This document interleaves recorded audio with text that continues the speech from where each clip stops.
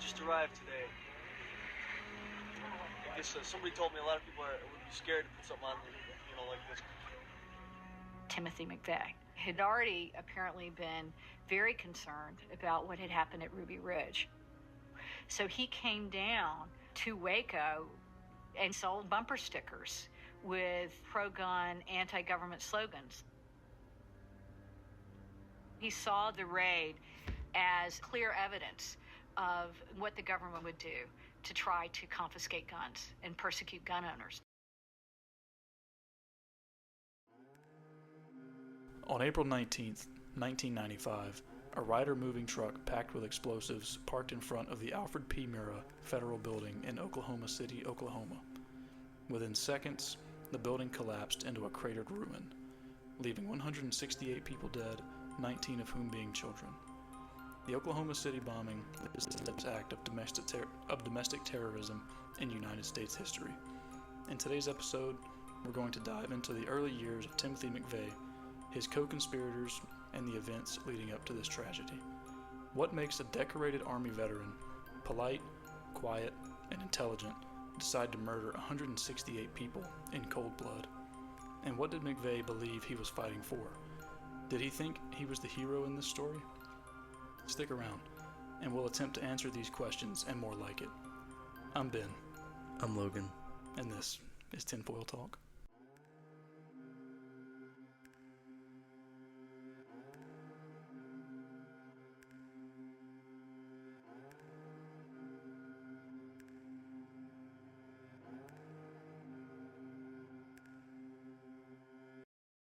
We live? We're live, baby. Okay. We're hot.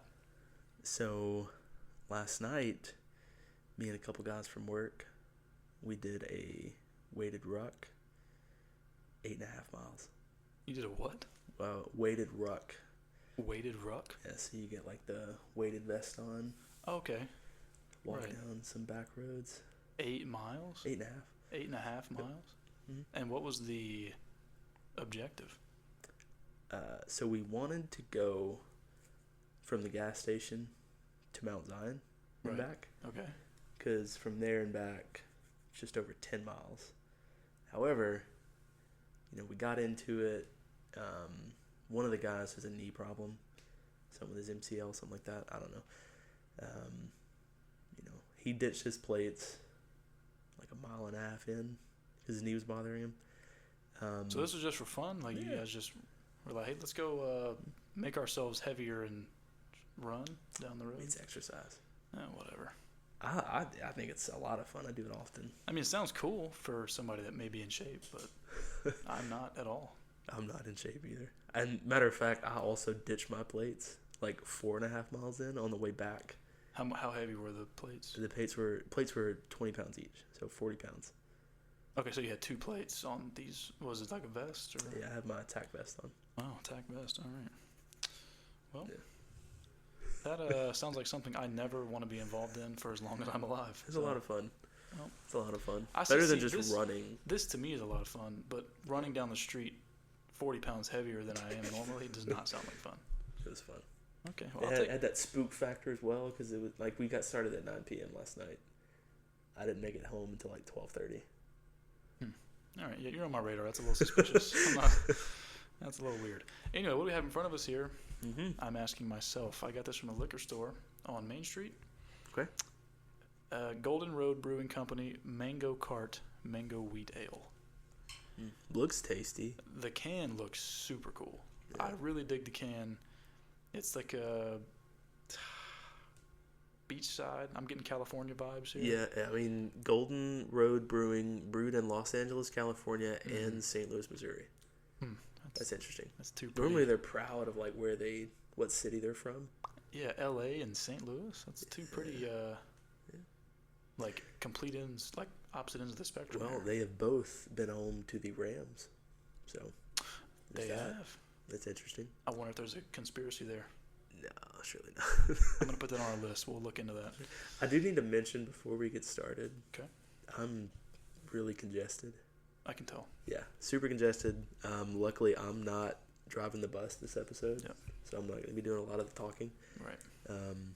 But yeah, that's okay. that. We're gonna push through. We'll let it slide this time. I'm Get going to crack this. this baby open. Let's get Yeah. a pop test here.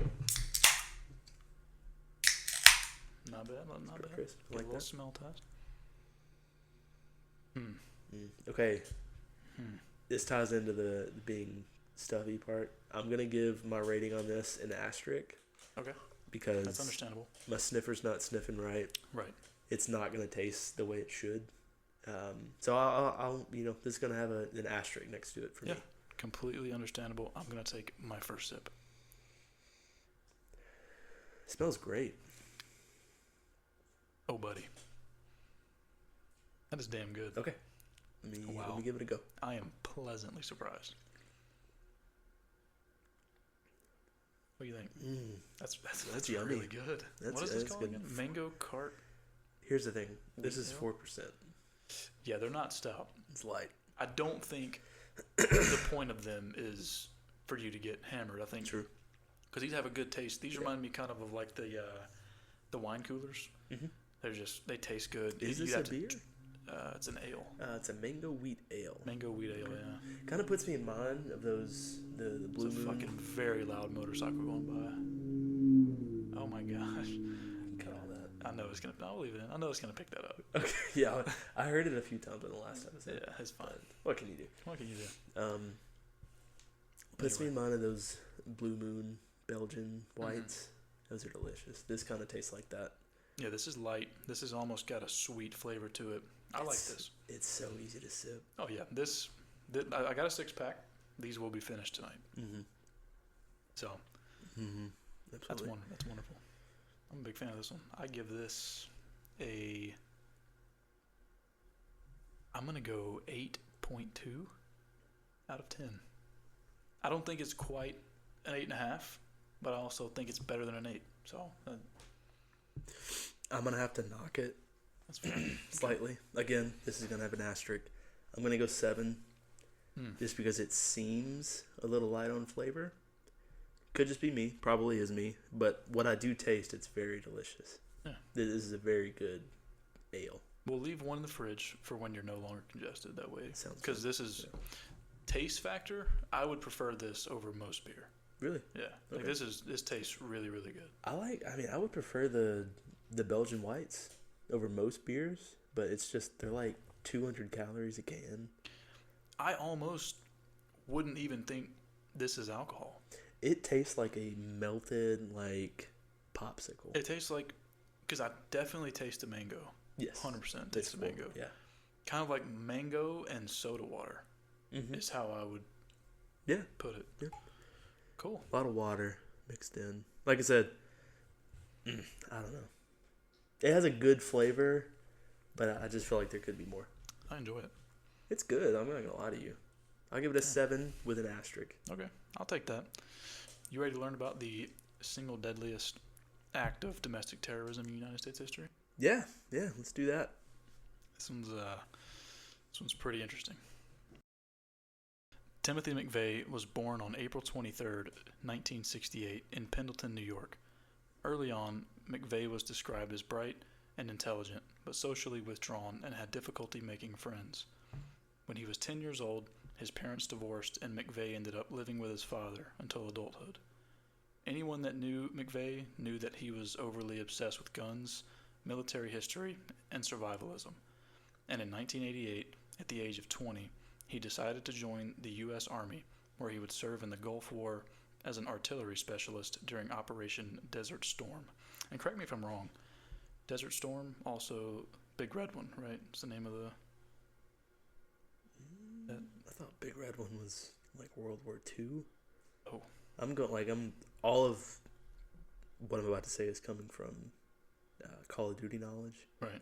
But the Big Red One, that was like the first Call of Duty I remember. Yeah, I played it also. It was set during World War II. I do remember that now, Quite actually. sure. I'll do some research. Okay. I thought Desert Storm was the Big Red One. I could be completely wrong. Also, I share a birthday with Timothy McVeigh. Dad was in Desert Storm. Your dad was in Desert Yeah. Storm. He might have crossed paths with Timothy McVeigh. I doubt it. It's doubtful. I mean, probably not, but it's... They're close to the same age. Yeah, I mean, he was born in 68. When was your dad born? 3 years later, 71. 71? Oh, wow. Ooh. Impossible. Dad was in the Air Force, though. So. Well, okay. Yeah, anyways. McVeigh was highly regarded for his weapons proficiency and marksmanship, even earning a Bronze Star Medal for his service in Iraq. His superiors described him as disciplined, intelligent, and ambitious in his early years of service. It's not exactly stated when things changed for McVeigh, but towards the end of his time in the Army, things started to take a downward turn for him. He began not bonding well with the other soldiers, expressing a very strong anti-government ideology and clashing with the chain of command above him. After he ultimately was not selected to join the Special Forces, or Green Berets, he became discouraged and embarrassed, and requested an early discharge. In October of '91, McVeigh was honorably discharged after 3 years of a 5-year enlistment and returned home to New York, where he will begin to drift into a world of radical ideology, isolation, and descent into extremism. And it's worth noting he moved back in with his dad. I think I get into it in the next bit. Okay. But his mother is not really mentioned much in his history. Okay. And it's also worth noting, I left out a good bit of kind of specific detail to not just oversaturate the feeling of this show, but his childhood was like not that difficult. His parents divorced when he was 10, but there was no major trauma. Like, he wasn't beaten, he wasn't abused. Like, his parents, apparently it was a clean split.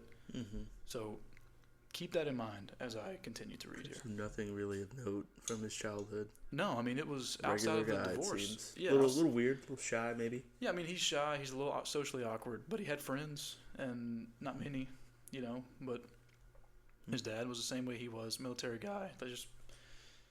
How many kids did we go to school with that were exactly like that? A ton. Yeah. Like, I think it's a common thing. Yeah, super common. And it's interesting to get into why McVeigh ended up the way he did, because at this point you almost kind of think, it's like nature versus nurture conversation. Mm-hmm. Like, was he born this way? Because it sure does not seem like he was coerced into thinking this way. Is there any documentation of major head trauma, anything like that? No, nothing. Just a regular guy. Yeah, like I Got said, in with the wrong crowd, as we're going to read. Kinda, but he's the catalyst here. Like, okay. And we'll get into it. I don't want to get too ahead of myself. When McVeigh first moved back to New York, he stayed with his father and worked a series of low-paying jobs, including one as an armed security guard. At this point, his mindset is total humiliation.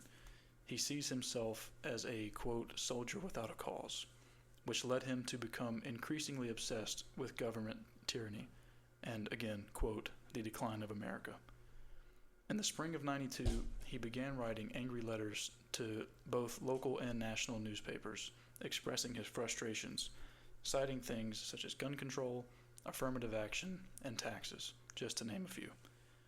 It's around this time that McVeigh buys multiple copies of the book The Turner Diaries, which is a fictional book written by a neo-Nazi white supremacist, William Luther Pierce, and it depicts a violent overthrow of the U.S. government, and it also includes a truck bombing of an FBI building. Yeah. Okay. Yeah. You got a copy of the Turner Diaries right there on your shelf, right? I think you are misreading that. Okay. Yeah. Okay. No, that's actually what does that say? That's one of my porno books. I didn't even look at the shelf there. It's not over there, I'm pretty sure. Yeah. I'm pretty sure I took it down just in honor of this episode. Okay. I'll put it back up when you leave. Over the course of the next couple years, he becomes increasingly obsessed with events like Ruby Ridge, which took place in August of '92, and the Waco Siege, which took place in the spring of '93. These two events were catalysts for McVeigh, further cementing his belief that the federal government is waging a war on its own citizens. He even went as far as to drive to Waco during the standoff to sell anti-government bumper stickers and ultimately witness the compound burn and 76 French Davidians perish as a result. Wow. Yeah. That's crazy. So he read a book describing in detail how an extremist blew up an FBI building. Yeah. And then he witnessed Waco. Yeah. And Whew. Ruby Ridge, we know it was handled poorly. We know Waco was the federal government's attempt to correct Ruby Ridge, and then they doubled down and made it even worse. Yeah. And to McVeigh, at this point, and I said this to you a couple days ago, you took it and ran with it. But up to this point, it's kind of hard not to see his point, like McVeigh's point. Obviously, I know what he does in the future, so I am not somebody who believes that Timothy McVeigh was at any point a good person. All I'm going to say is you're editing this video, so maybe leave out the Turner Diaries mentioned there on your shelf. That was a joke. Or leave that out. I don't have the Turner Diaries on my shelf. Because you got 2 strikes right now, Look, buddy. I don't have the Turner Diaries on my shelf. Let me be more than clear. It's not there. It's not there. That's just there. a joke. It's a joke. I do not even... before looking into this, I didn't even know that was a book. Yeah. I feel like you don't know what that is unless you're a neo-Nazi yourself. No, you're either you're a Nazi or a white supremacist, or you are doing research about Timothy McVeigh. Because even like the documentary I watched did not mention that book. Yeah, and it was like hour and a half long, and it not one time. And again, I'm leaving out a lot of information. Also, I'm skipping over a lot. Yeah.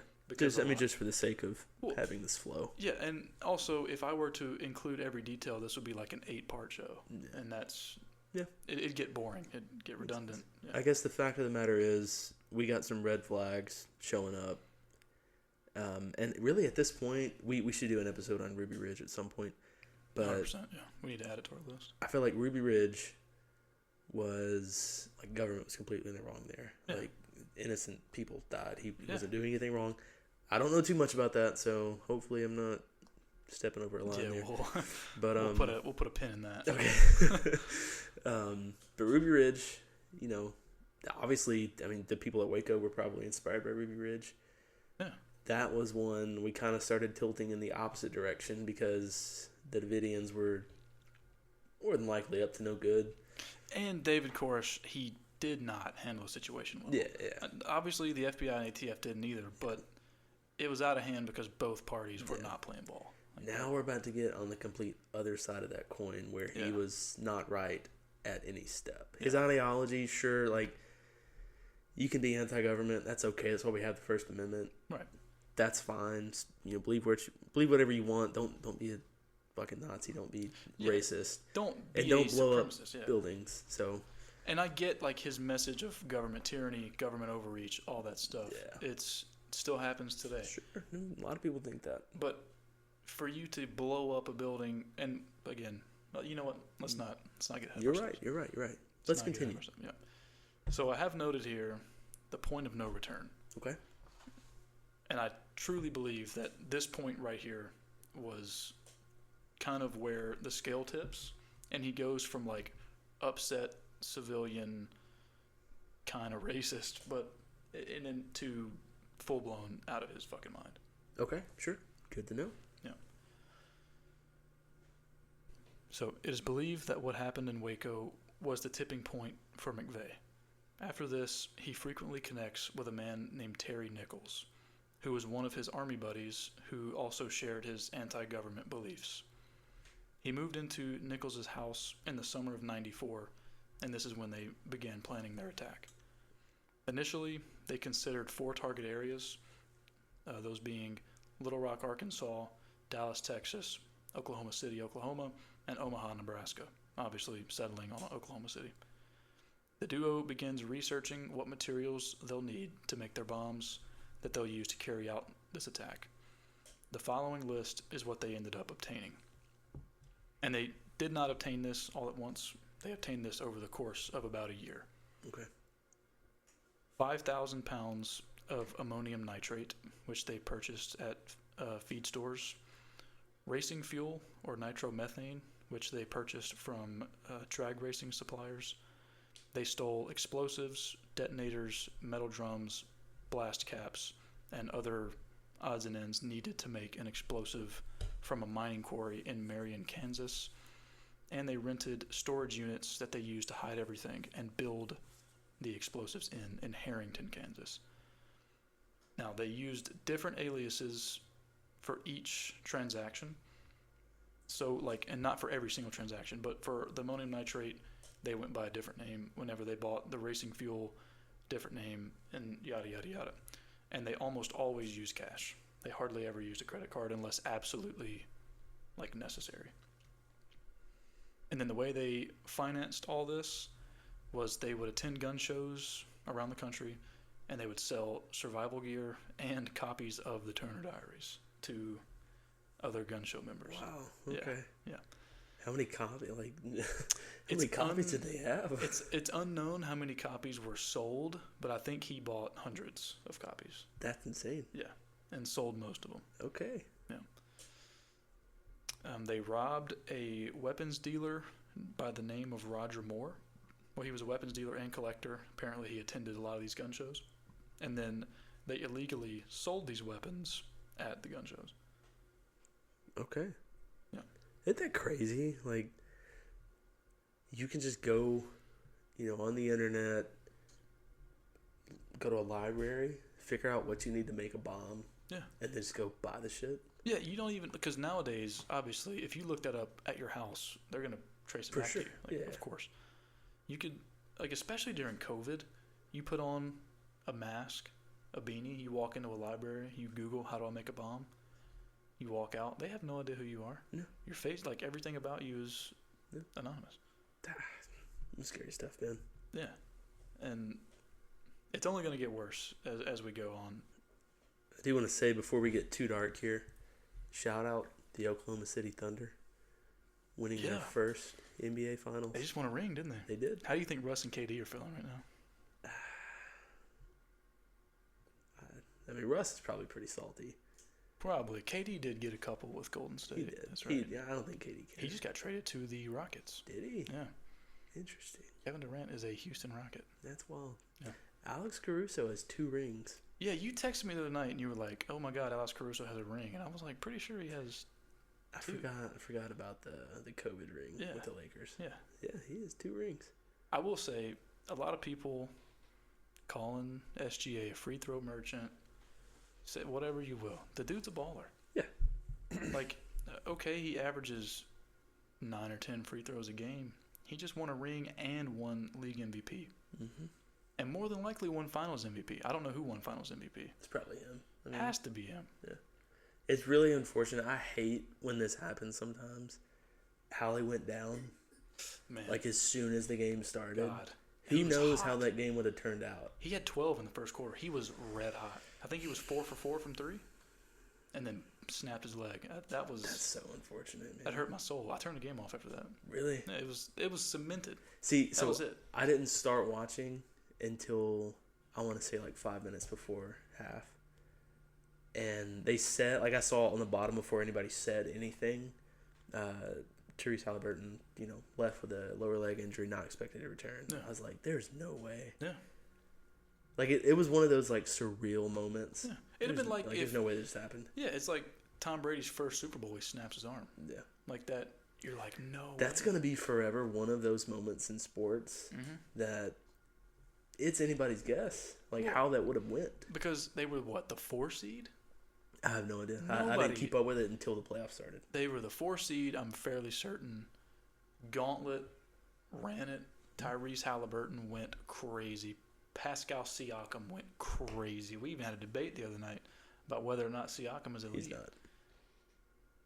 We'll settle this off air. Yeah, he's not.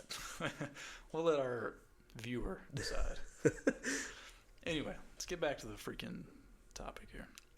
So, where I left off, financed it by selling Turner Diaries, things like that, stealing weapons from Roger Moore.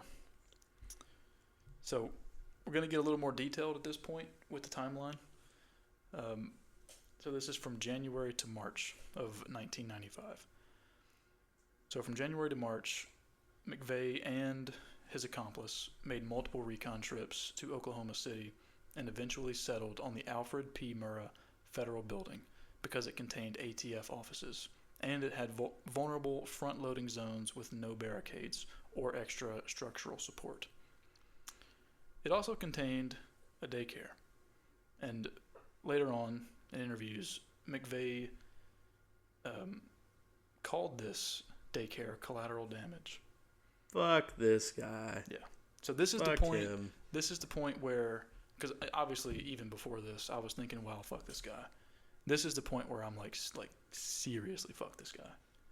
Like, you just, Yeah. you gotta have something wrong Yeah. upstairs to view children as collateral damage. No matter what side of the aisle you sit on, you look at kids and think, Yeah. whatever. Collateral damage for my own personal beliefs. Yeah. It's insane. Enraging. And in the documentary that I watched, it was absolutely heartbreaking. It was a mother who, like, worked across the street, whose infant son attended this daycare. And she, like, heard the explosion, ran across there. Obviously, her son was not alive. Yeah. And it rough watch. I don't recommend it. I teared up a little bit. The final assembly period took place from April 14th to the 18th in a remote area behind a state park where their rented storage units are located. And it's worth noting that McVeigh and Nichols always wore gloves to avoid leaving fingerprints. And I mean always. There's video surveillance of them entering stores with gloves on.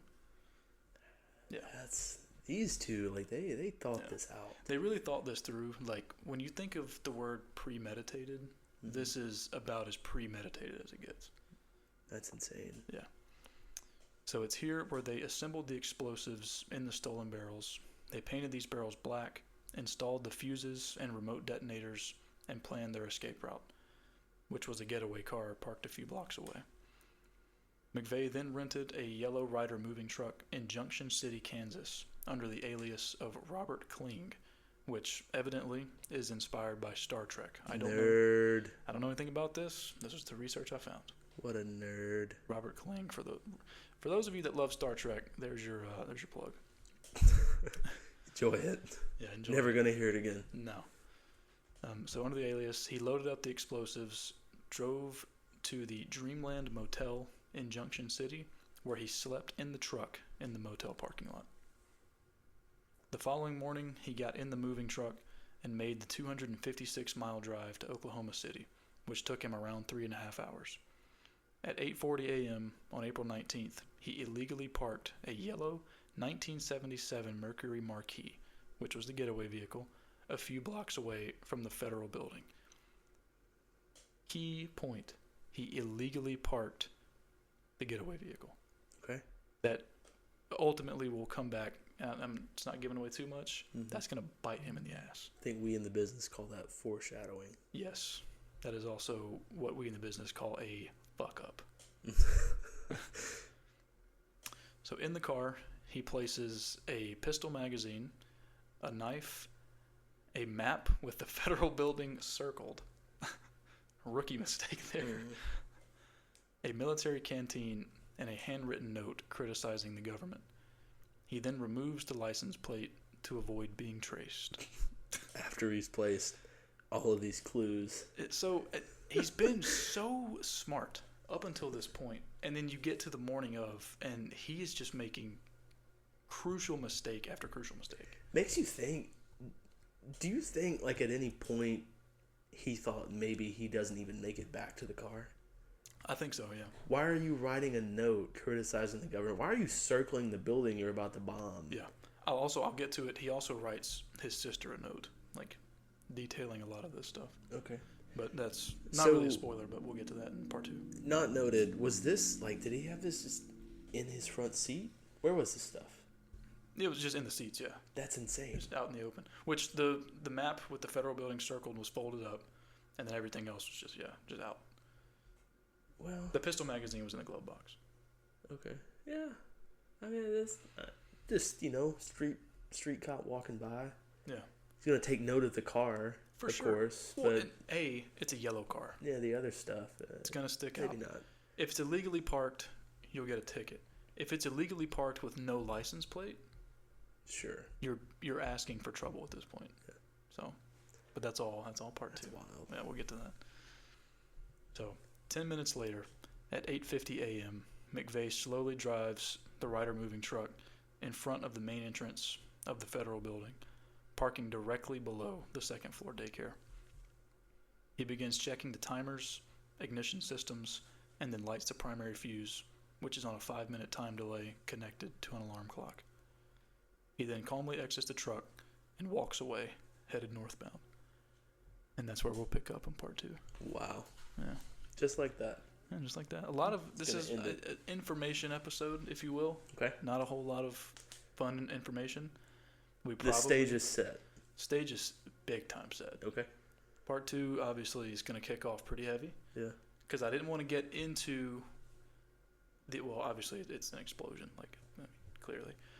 I didn't want to get into that because once you get into it, it's hard to stop. Okay. Like there's not really a stopping point after that. So that's where we'll pick up. He went from uber almost genius from the way he was planning this. Yeah. Wearing the gloves. There was absolutely nothing on any piece of law enforcement's radar up to this point. Nothing. Yeah, I mean, they seem to be very thorough in their prep. Yeah. And all of a sudden, he just...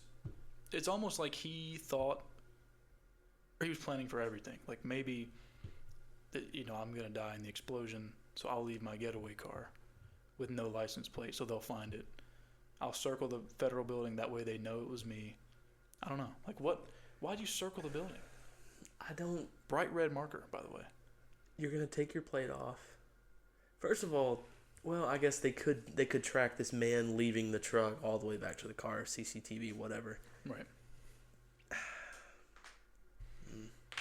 It doesn't make a lot of sense. It doesn't. It almost, like I said, it almost seems as though he was expecting to just die there. He wasn't even really expecting to make it back to the car. Or at least trying to plan for it. Mm-hmm.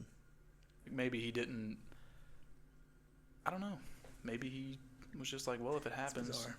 It is bizarre. It's bizarre action. It's also bizarre how quickly and just obscenely he declined into this state.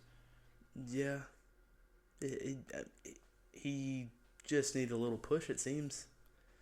All of these thoughts were already in his head. He just needed a couple like-minded individuals to kind of get him there. You know what I mean? Yeah. And in part 2, we'll introduce another character in the story who's not as, I guess, notable, but still very important to the progression of the story. Even nowadays, like, you think the OKC bombing, you think Timothy McVeigh. Yeah, for sure. And you don't even really think of Terry Nichols, even though he was just as involved as McVeigh. In some cases, he was more involved. I wonder why, I guess just logistically it made more sense for Timothy McVeigh to be the only one there, like dropping the truck off and getting everything ready. We'll get into Terry's whereabouts in the next episode also. He was not far away. Okay. Part 2 should be good. Well, part 2 will not be good, but it'll be a lot more interesting than part 1. Information episode. That's strike 3. What do you mean? Part 2 will be good? Okay, look. It'll at least have a lot more action than part 1 did. Which is not necessarily... Like, I'm not excited for it. It's pretty dark. I mean, 168 people. Yeah. I mean, it's not pretty, but it is... It's something that, should be talked about. It's not something that needs to be forgotten. Well, a lot of people, I was talking to my wife about it, and I was like, have you ever heard of the Oklahoma City bombing? She was like, not really, no. Yeah. And it's like, it's the single largest domestic attack on U.S. soil in the history of the United States. And, the general public, which she's not a conspiracy person or nothing like that, so she doesn't keep up with it. But you would think that would just be common knowledge. Well, 6 years later, 9/11, that's a good point. A lot of people, more people know about 9/11 than they do the OKC bombing. I would be surprised if there was any living, conscious human being that did not know about 9/11. I'm serious. If you were to tell me that anybody over the age of 10 years old, 15. We got some real fucking stupid kids these days, though. But is it their fault that they don't, Kinda. So, well... You weren't around. you weren't around for the OKC bombing. You still looked into it. Well, because I'm interested by this stuff. Like, I go out of my way to find out about it because we do a podcast over things like this. Do you think this is how older people thought about us when we were in high school? Absolutely, yeah. Like, there's no smart kids. They're all stupid. Yeah, 100%. Okay. So, Well, I mean, there probably are a lot of smart kids out there. But they're getting drowned out by all the stupid ones that... Yeah, I mean, there's plenty... You can't base that judgment off of what you see online because media is a joke as it is. And if, like TikTok and... I just started dabbling in TikTok when you made a TikTok for the show. Be careful.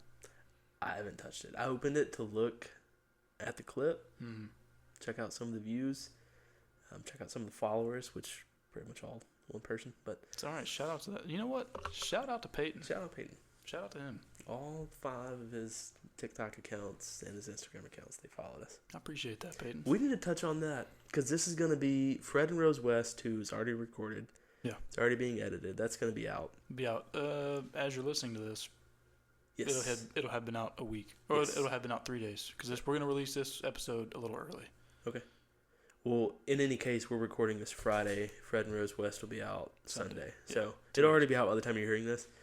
But we got a lot of support for the first episode of Fred and Rose. And thanks. Thanks for hopefully you're still here to hear this one. Yeah. Hopefully you didn't pop in to listen to that. Yeah, I really hope you stick around for part 2 because part 2 of this will be a lot more exciting. That's why we're releasing this one a few days early. Yeah. That way part 2 will be out next week. Just a little teaser. This is get you interested. Yeah, this is like we're building up to part 2 because it was just too much information to squeeze into one episode. So we'll call this a precursor. Precursor episode. Yeah. Again, thanks for all the support on Fred and Rose. Oh yeah. We both, before we even recorded that show, we kind of thought this is going to be our best one yet. And I think it was. I do too. Like, production-wise, here recording, I think everything was as good as it had been. Yeah, and I sat on that TikTok page and I refreshed every 10 seconds, and almost every time I did, there was a new view, and it freaking made my day. It was like me on the RSS view. Yeah, I was reloading. It's crazy. Every so often, it was still climbing. I was like, wow, okay. Yeah. So everyone cool. that listened, people like this. Even if you listened by complete accident, thank you. Yeah. Really hope you enjoyed. We went from 5 consistent viewers to that one got 60 plays. Yeah, the TikTok got over 100 views, and we're still climbing. Yeah. And it may plateau and it may cliff dive. Yeah, I mean, whatever happens. Thank you guys for support on that one. Yeah. Hopefully you stick around. For sure. When I have no plans of stopping. No, I don't care if this gets 0 views on any platform. For sure. If no one listens to this, I'm fine. This is fun as hell. Yeah. I'm enjoying this. Is fun. So come back for part 2. I promise you it'll be extremely intense. Yeah. We'll learn a lot. It'll be graphic. I'm excited. It'll be disturbing, but it will be interesting. I know about the OKC bombing. I don't know the fine details. I know what it was. I know the key players, stuff like that. Yeah. I haven't really taken a deep dive into it like this.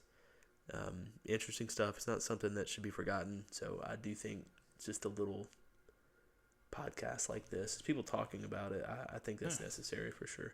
Yeah, even if it's just me and you. Yeah.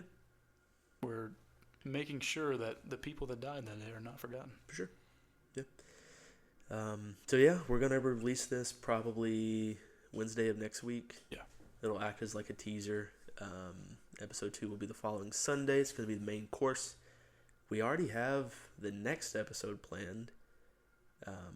It's going to be on the Halifax disaster. That interests you at all? I put a lot of work into that one. So Ben has no idea what that is. I don't. I went into Fred and Rose West pretty blind. Yeah. I went into Montauk pretty blind. Okay. I'm going into Halifax completely. I've never even really heard of the word Halifax. Perfect. I know nothing. Perfect. So that's where I sit. So when I send you the outline... Don't even send me the outline. You're right. Yeah, I'm not. No, send me the outline. That way No. I can keep up with No. the I'm break not points. not gonna send you the outline. Okay. I'll print off the outline. You will skim over it as soon as I get here to record Friday night. Okay, that works. So that's gonna be exciting. I'm very excited for Halifax. Yeah, me too. I can't wait. I'm also excited for part 2 of freaking OKC. Yeah. I'm pumped for that. It's going to get a wait. lot more interesting. Anyway, we're talking about nothing. Yeah. So let's wrap this up. At this point. Well, at this point, we are on all the socials, all the big ones. We got a TikTok, Instagram, TikTok we're on YouTube. username is Tinfoil Talk Weekly. Tinfoil Talk was taken, so Tinfoil Talk Weekly. And then Spotify, Apple Podcast, Instagram, all that at Tinfoil Talk. Everywhere. Tinfoil Talk. Come YouTube. find us if you like us. Reviews help. Plays go a long way. Please comment whatever you want to hear us ramble on about. We'll probably cover it. Yeah. We got a big list of stuff, but if people are asking for something in particular, one person could ask for one topic, and we'd probably do it. For sure. I'd do it in a heartbeat. Whatever you want, say it. We will cover it. Yeah. Within reason. Yeah. Within reason. Within reason, yes. There can't be, No. crazy, and there has to be some research on it. For sure. We have to be able to know what we're talking about. Yeah. Okay. That's it. That's the show. We'll This is wrap the it up. teaser. We'll see you on Sunday. Yeah. Thanks for listening. Love you. Bye.